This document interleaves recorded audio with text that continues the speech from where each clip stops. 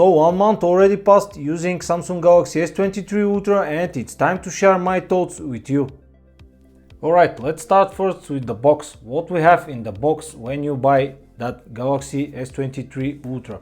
This is the box, and you know this box is getting thinner and thinner every year. What we have this year, except for the Galaxy of course. So we have a card. I have an unboxing video, you can check it. A card, and what we have here on the bottom side of the box, a SIM jack tool, some guides, and also we have the USB-C to USB-C power cable. That's everything we have here in that box. Nothing more, nothing less. No chargers of course. If you want something more, you need to buy a Chinese brand phone. You will not find anything here in S23 Ultra box. The next we can continue is the design. What we have as a difference here, we have the same camera array as S22 Ultra, but the camera rings are a little bit bigger. Everything else is the same.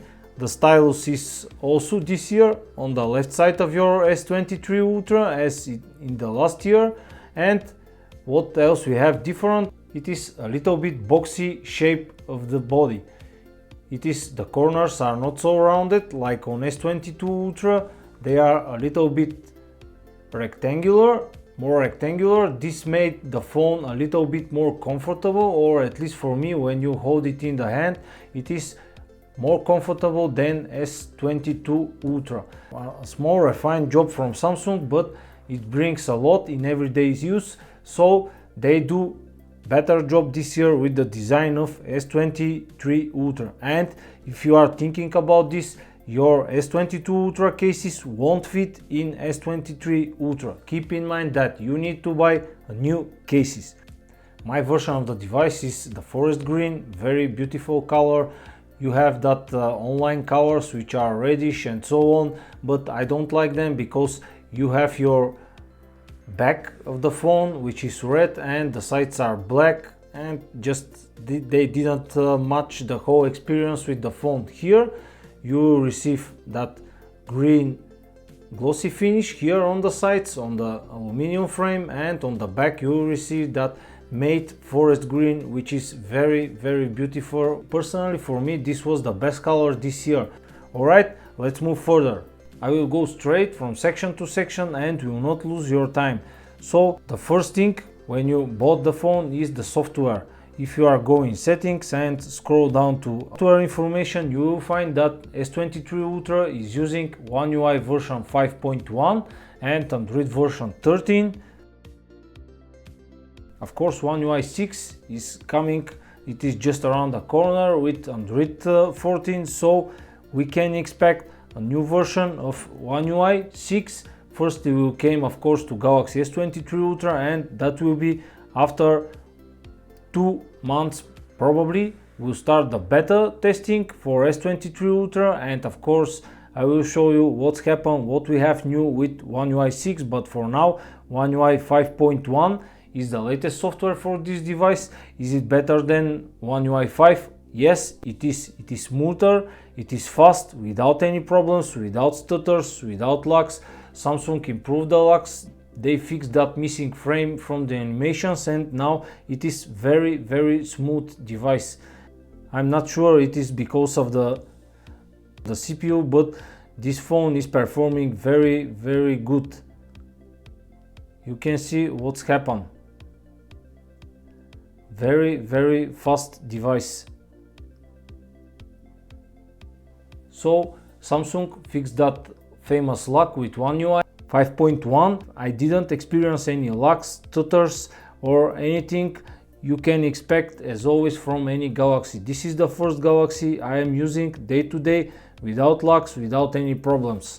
So this device is coming with One UI 5.1, and of course we are waiting in the future updates to One UI 6, which will be even more improved. And of course Samsung promised that you can expect 4 years of full Android updates coming to this device, and it's coming with Android 13, so we can expect Android 14, Android 15 and Android 16 and maybe even 17. So we wait and see. Personally, I'm not using my devices for so many years, but most of you do that. We wait and see how Samsung will perform with their updates for S23 line. And my version this year is 512 gigs of internal storage and 12 gigs of RAM.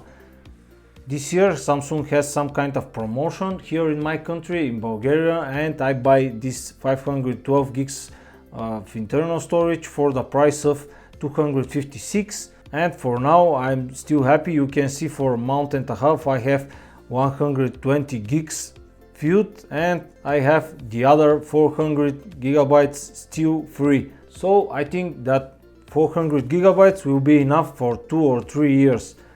Alright, let's move to the next step, and this is the battery. What I can say about the battery this year is very good. I'm not sure what Samsung improved with the battery, because the battery is same as last year's device S22 Ultra, but of course we have the newer CPU Snapdragon 8 Gen 2, and probably because of that we have a better battery this year. I can make a full day. This is a full day battery phone.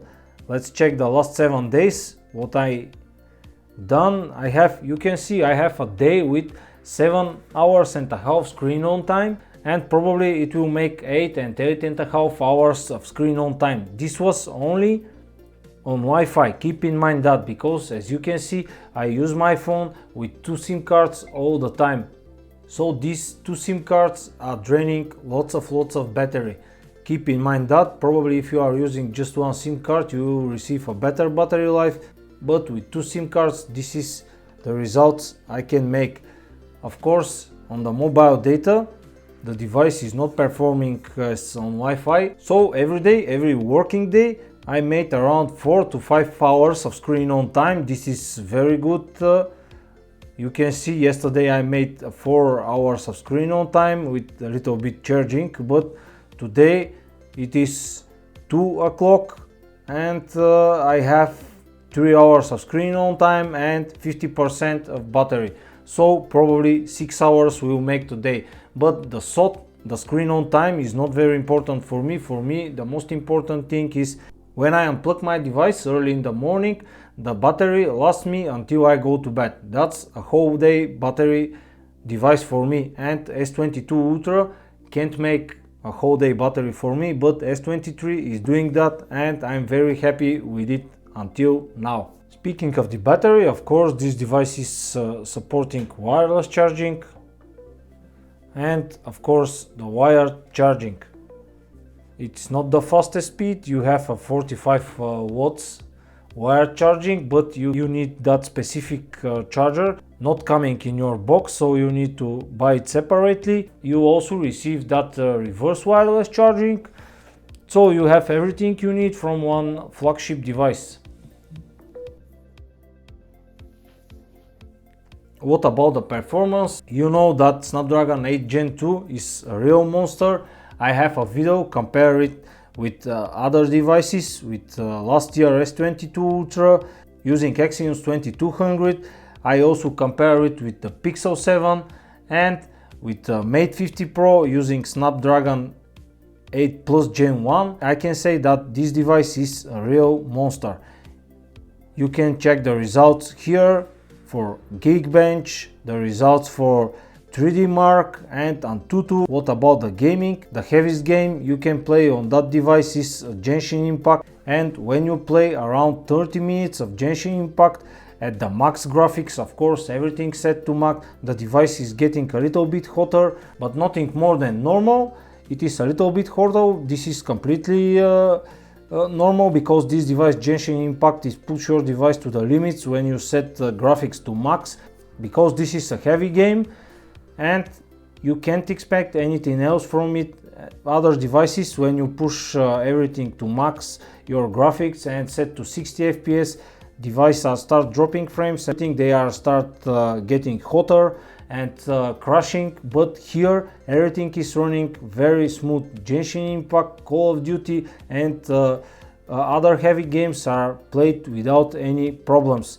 If you are playing other games light games, this will be of course no problem for that device.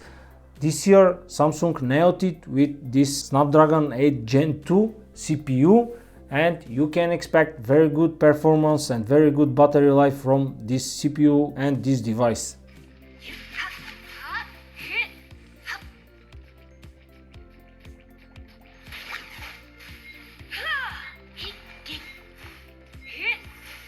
The camera, let's check the camera this year for S23 Ultra. What we can expect from the camera. What Samsung offers is that 200 megapixels, which is 1.7 millimeters. Of course, you can expect a better camera than S22. I already compared these two devices. You can see the pictures and results from the video and from the shots, from the night shots and everything.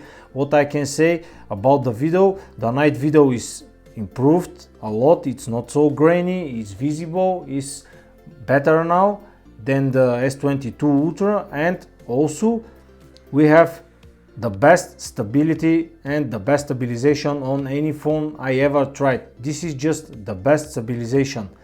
You can check on my video comparisons, and I already compare this device with the other kings of Android world, which are the Pixel 7 Pro and the Huawei Mate 50 Pro, and of course you can compare the results.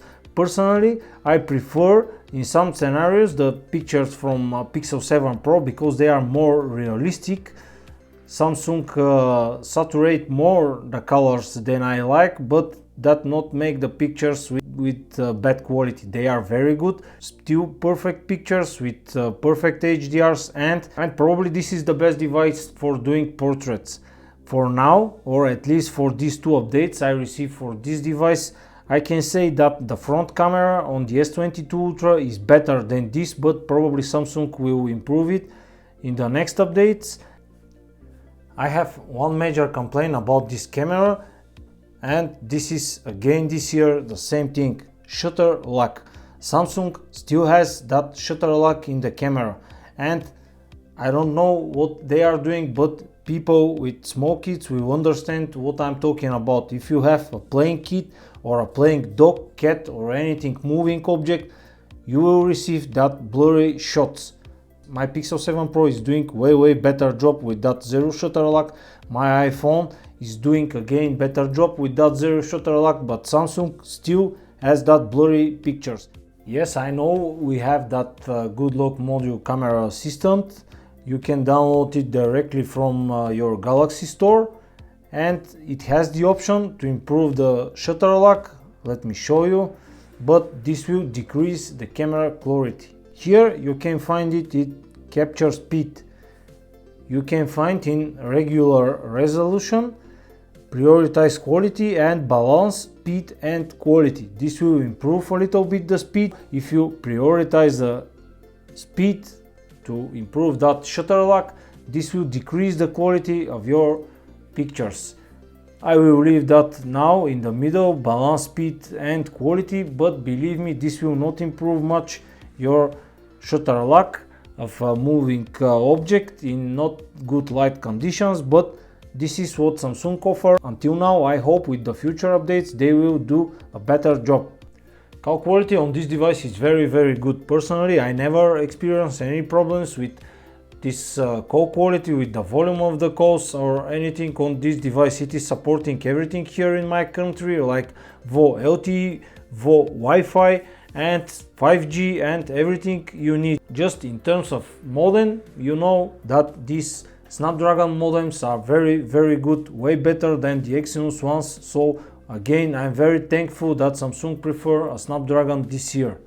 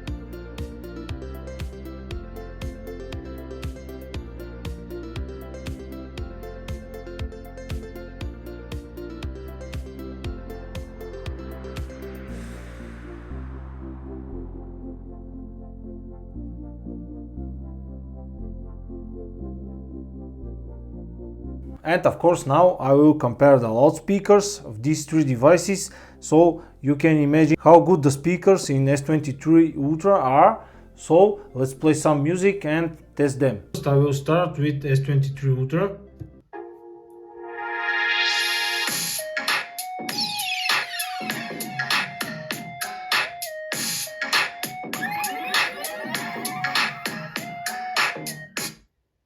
Now Mate 50 Pro.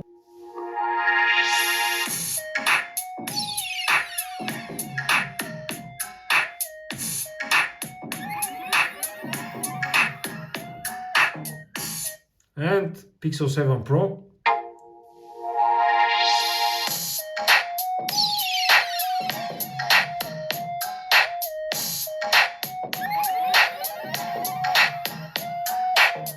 So the loudest and probably the most richest sound and bass is coming from S23 Ultra. Of course, the other ones just following it with a very good loudspeaker system. Let me know down in the comments the results that you prefer.